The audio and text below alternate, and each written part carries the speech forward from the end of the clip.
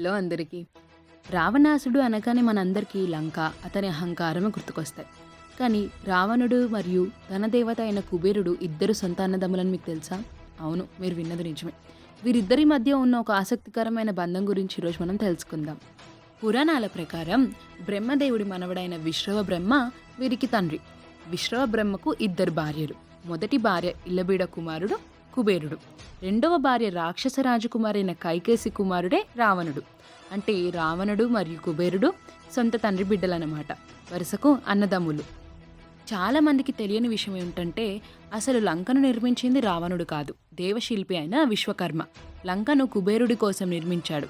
కుబేరుడు ఎంతో వైభవంగా లంకను పరిపాలిస్తూ ఉండేవాడు. కానీ రావణుడు తన తపస్సుతో వరాలు పొంది గర్వంతో తన సొంత అన్న అయిన కుబేరుడిపై యుద్ధం ప్రకటించాడు. బలవంతంగా లంకను ఆక్రమించాడు.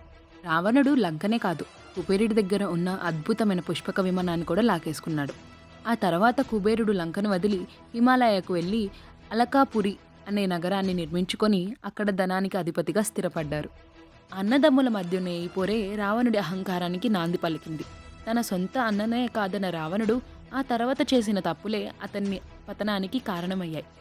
మరిన్ని ఇలాంటి ఆసక్తికరమైన వీడియోల కోసం do like, share, subscribe to చిన్నారి కథల ప్రపంచం విత్ దివ్య.